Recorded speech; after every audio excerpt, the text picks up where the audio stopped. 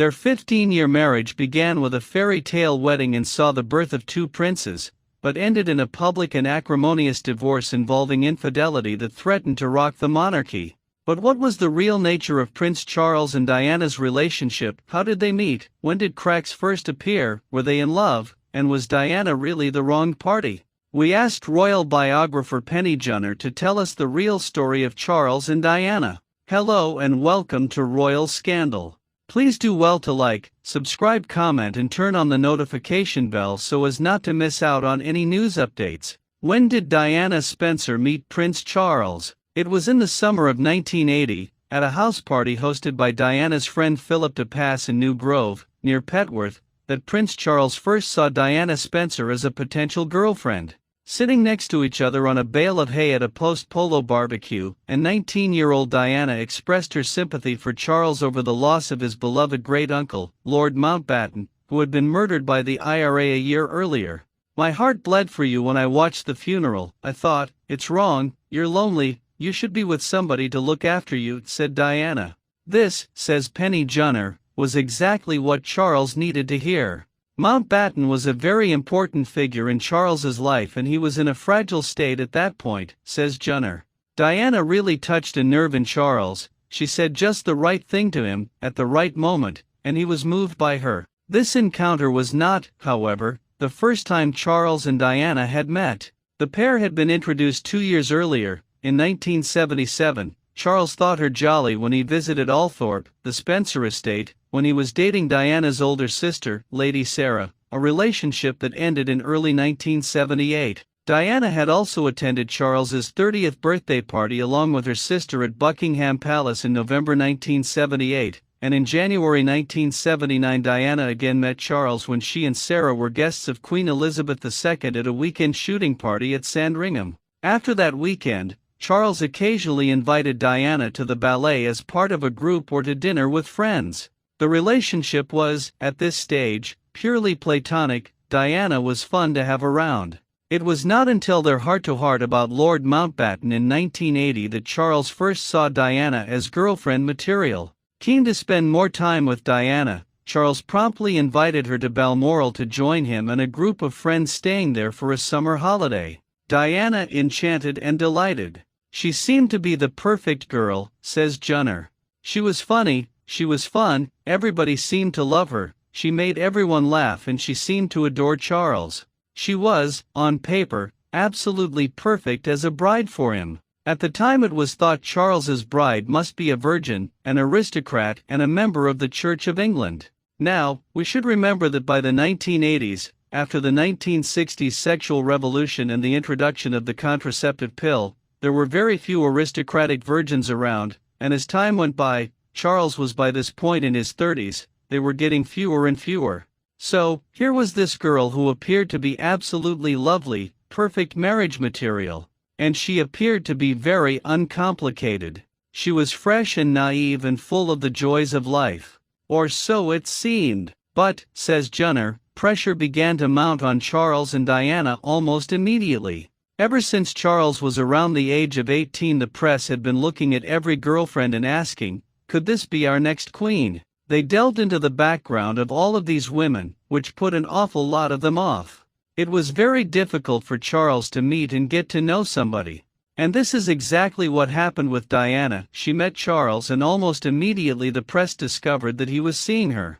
The paparazzi camped outside the door to her flat in London. Everywhere she went she was photographed and harassed. It was impossible for the two of them to get to know one another in any sort of normal way. Charles was also under pressure from his father, Prince Philip, to stop playing the field and get married. It was time for Charles, who was now in his 30s, to settle down and find a wife, his father thought. The bottom line being, of course, that every heir requires an heir of his own in order to keep the monarchy going, says Junor. Did Prince Philip tell Charles to marry Diana? The catalyst came in the form of a memo sent by Prince Philip to his son in early 1981 urging him to make up his mind.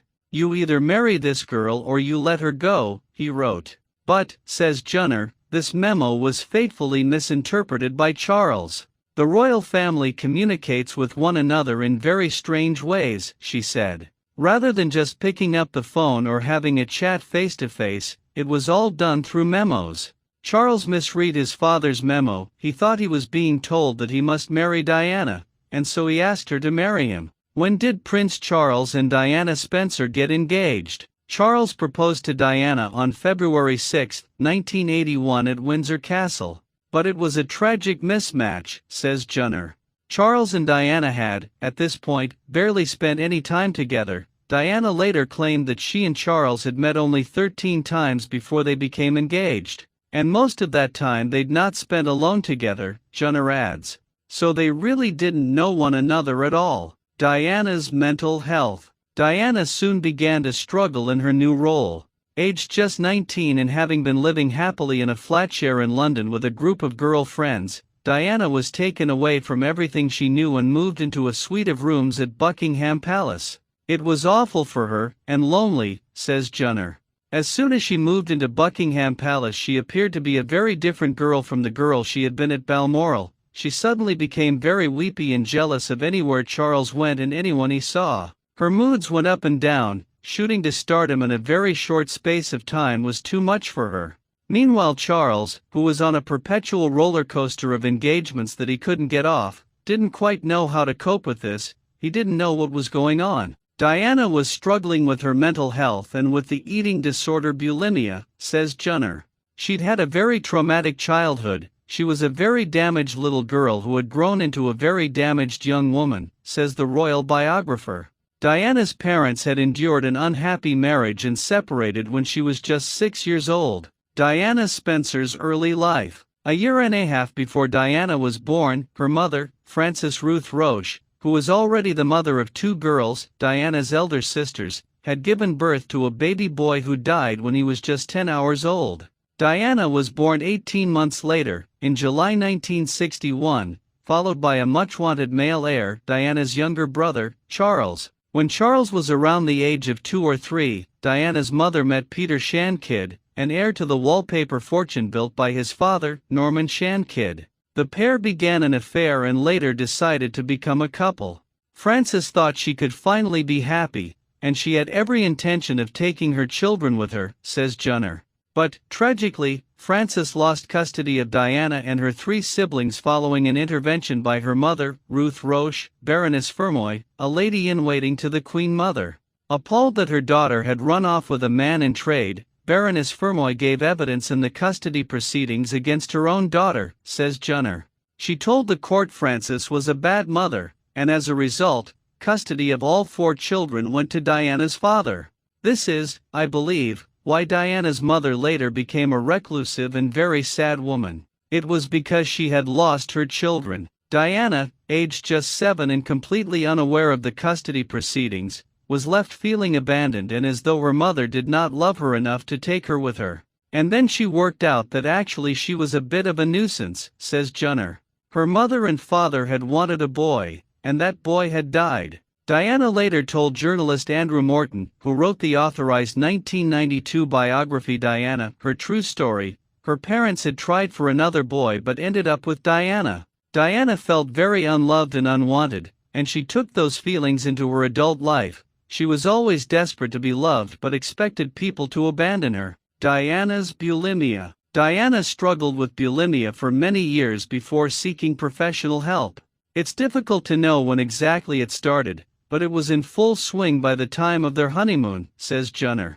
She may initially have been treated for anorexia. I think that the eating disorder was a manifestation of a much greater disorder, says Junor. Her mental health was poor. She had struggled mentally from childhood. Bulimia and anorexia are very destructive conditions. They're very hard to live with, says Junor. Revelations of Diana's bulimia were first published in Andrew Morton's 1992 authorized biography, Diana, Her True Story. She later spoke about her struggle with the condition in her famous 1995 Panorama interview with Martin Bashir. In 2021, an independent inquiry found that Bashir had used deception to secure the interview. I think she felt that nobody could help her, says Junor.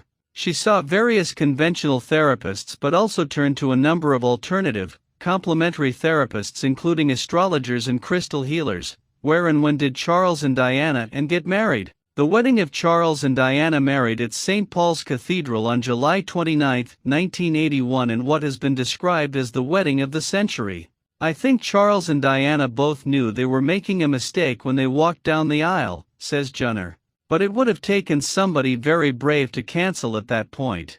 Charles had always said that marriage for him must be for life, and it was therefore very important that he marry the right girl. If I'm deciding on whom I want to live with for 50 years, well, that's the last decision on which I would want my head to be ruled by my heart. So although I don't think he was actually in love with Diana, I think he thought he could grow to love her.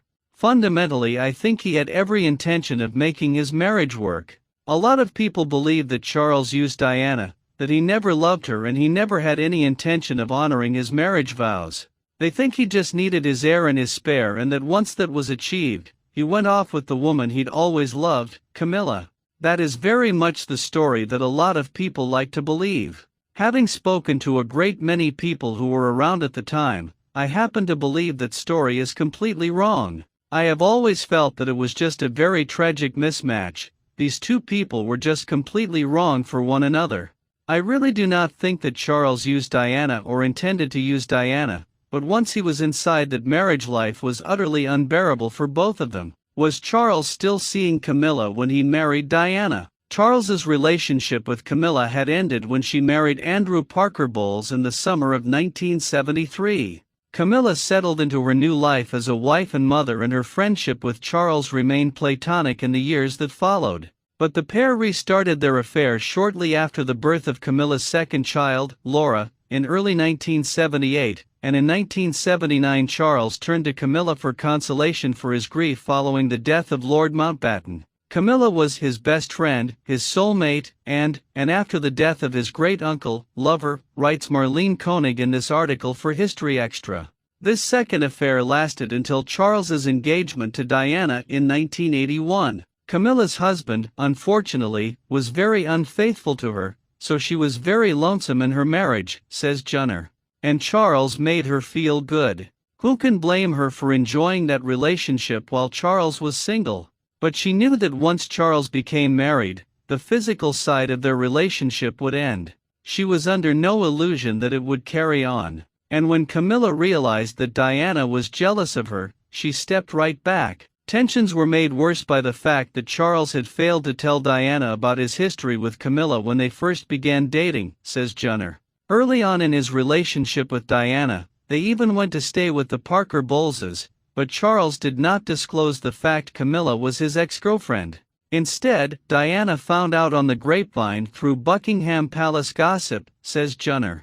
As a 19-year-old, Diana would have been hugely upset by that, and very jealous, she adds. She probably felt like a bit of a fool. Diana and the GNF bracelet. The last time Charles and Camilla saw one another before he married Diana was just a few days before the wedding. They had one final lunch together, during which Charles gifted Camilla a bracelet inscribed with the letters G and F, which is thought to have stood for Gladys and Fred, their nicknames for one another. Shockingly, Diana had discovered the bracelet just 2 weeks previously, in the office she shared with Charles's right-hand man, Michael Colborne. Prince Charles had asked Colborne to buy jewelry as presents for a number of women with whom he had been close during his bachelor years, as a way of thanking them for their companionship. All the jewelry had been delivered to the office that Diana was sharing with Colborne and put on his desk, Junor explains. Colborne was called away to a meeting down the corridor. He left the jewelry on his desk, and when he came back he met Diana storming out of the office. He quickly realized she had unpacked the boxes, discovered the bracelet, and got into a jealous rage. Camilla attended Charles and Diana's wedding, but the pair did not then see one another or communicate for nearly 5 years, apart from when Charles notified her of the birth of his first son, William. Princess Diana's sons, the births of William and Harry. In June 1982, less than a year after Diana and Charles married, their first son, Prince William, was born. This was, for the most part, a happy time for the couple, says Junor. I've interviewed people who visited Kensington Palace in the early 1980s. They described Diana charging about the house playfully looking for William, who had run away and hidden under his father's desk at bedtime. Others described Charles chasing Diana up the stairs. I think there were definitely good times. Diana would later tell journalist Andrew Morton that the period just before Harry was born in 1984 was the happiest the couple had had together. Diana very much enjoyed being a mother. She absolutely loved William and Harry with every fiber of her being. If you are someone who desperately needs love, as, I would argue, Diana did, there's nothing quite like a baby to fulfill that need. So having children was the best possible thing for Diana. Tensions in Prince Charles and Princess Diana's marriage. But tensions in the marriage were escalating and Diana's moods were changeable. She was incredibly complicated, says Junor. There were behaviors that she exhibited privately but not publicly, and I think this is why the public has always found it very hard to believe anything other than Diana's story. Andrew Morton's biography, for example, is absolutely Diana's story, but it's her story, it's not the story. The truth is we've never heard Charles's side. Apart from admitting adultery to Jonathan Dimbleby in his televised 1994 interview, he has never talked about their marriage or criticized his ex-wife in all these years. Ultimately, I think Charles did everything he could to try to make Diana happy, but she wanted 101% of Charles's attention all the time, and he was just not the man who would ever have been able to give that to her because the bulk of his attention has always gone on his work. Tensions also arose as the press and public lavished attention on Diana over and above Charles. During their 1983 tour of Australia, which features in season 4 of The Crown, Charles is said to have bemoaned the fact he was being outshone by his wife. Junor, who joined the royal couple on their very first royal tour of Wales shortly after their honeymoon, says Charles was often overshadowed by Diana to the extent it was painful to watch. During royal tours of towns and cities, thousands of people would line both sides of the street and Charles would meet and greet those on one side, Diana the other. There were audible sighs and groans from people on Charles's side, says Junor. They would hand Charles bouquets of flowers and ask him to pass them to his wife. The press were also obsessed with Diana, says Junor. Charles would give a speech about an issue dear to him, such as the environment or a charitable cause, but, much to his frustration, newspaper reports the next day would be dominated by photos of Diana, with commentary on her hairstyle, her weight and her clothes, and often speculation as to whether she was pregnant. There would be no mention of his speech. After a while, this began to really grate on Charles, says Junor. He had spent his whole life being in the spotlight. Members of the royal family do their own engagements, they're used to being the star of the show. So when Charles suddenly found himself being kicked into the wings, with his wife, for all the stupidest reasons, like a hairstyle, suddenly the star, who could blame him for getting a bit peeved? Would Diana have had a career if she hadn't met Charles? I suspect not, says Junor. She was not very well educated. And because she was the product of a divorced couple, I think each parent probably spoiled her. I don't think there was any real discipline in her life. If she started something and wanted to give up, she gave up. She'd gone to finishing school but didn't like it, so left. She'd done jobs she hadn't enjoyed, so she'd given them up. And one thing that the royal family has in spades is discipline. Their lives are regimented, and I think Diana found that very difficult. Diana had left boarding school with no real qualifications at all, and she wasn't a great reader of books. In the late 1970s she studied ballet and briefly taught at the Vacaney School of Dance, and she had looked after children briefly as a kindergarten teacher. She had dabbled in lots of things she liked. But with no qualifications she was never going to go anywhere great. She really didn't need to work, she had plenty of money.